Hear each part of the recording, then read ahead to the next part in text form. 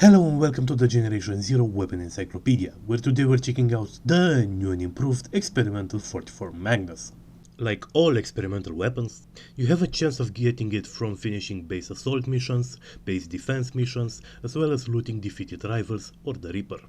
Properties: Shrapnel shot. This gun fires unstable projectiles that penetrate the target and materials. As the projectile exits, it shatters into a ball of deadly shrapnel, based on a high-power single-action revolver using 44 cartridges. Or so the game says, although I have to disagree on the deadly part.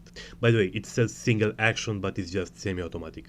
When it comes to ammo, the weapon can hold up to 6 shots of 44 Magnum, with halo points being the optimal ammo type. Experimental ammo exists, but it's a waste of uranium in my eyes. When it comes to attachments, you can add a silencer, a compensator, and, very importantly, a handgun scope. The power being between 2x and 4x, which is very important because you can then add a vision module, which works really well with the weapon if you add an object penetrating visual module, or a dual one that also has OPV, because then you can actually see through walls and aim at the target behind to use the experimental function effectively. I do not recommend full visual modules. Low light vision in this game is just not particularly useful. So all that does is that it adds another setting that you have to cycle through. Now, in terms of ups and downs. With the recent update, they actually did change half of what I wanted them to change when it comes to this weapon. The direct shot now deals enough damage to one-shot a Phoenix Runner when hitting him in the fuel cell. Not quite enough for an Apocalypse Runner, but that's fine, there's not a whole lot of them running around. So now, if you want a revolver, there's really no reason not to use this one, as opposed to before when the direct shot of this weapon used to deal very little damage. Now it actually deals the most amount of damage. And now it actually has a place in the game, because you can use it to quickly put down runners, which is what I always wanted from the Magnus, because the 5 crown doesn't deal quite enough damage to one-shot a Phoenix.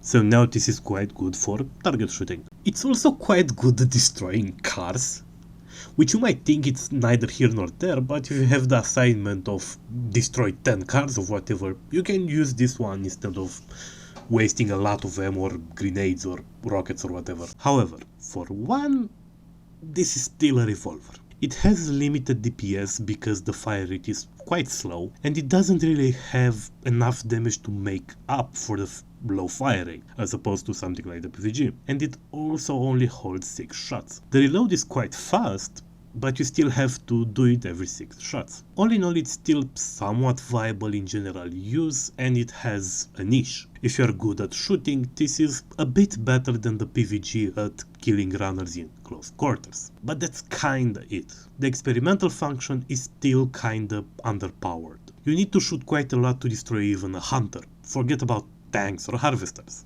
Most of the time you just can't really be sure if you are actually hitting the target or not, which is especially a problem given that this was a niche weapon to begin with. Most of the fighting in Generation Zero happens in open areas. Very rarely are there all that many things to fire through, and when there are, it's very rare for the enemy to be hugging the walls, so you can actually hit them with this thing. If you use the Experimental 44 exploding ammo, you get somewhat better results, but in my eyes that's just a waste of uranium. Shock is just so much better that it would be a sin to make 44 explode. When the stars do align, it's not bad. Now, you're probably thinking, hey, what about base assaults? There's a lot of walls and a lot of machines there.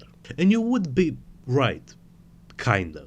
The gun is at its best there. However, its best is not that much.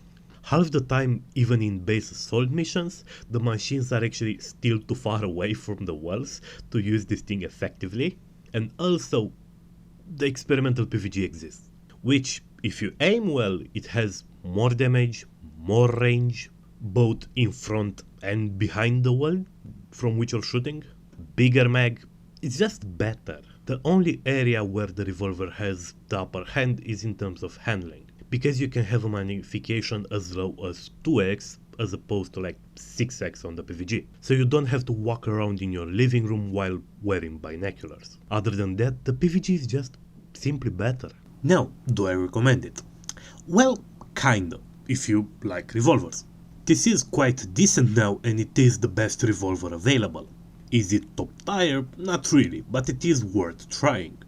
It would be cool if it had a high fire rate, like the Python in Rust, but it's still quite decent as it is.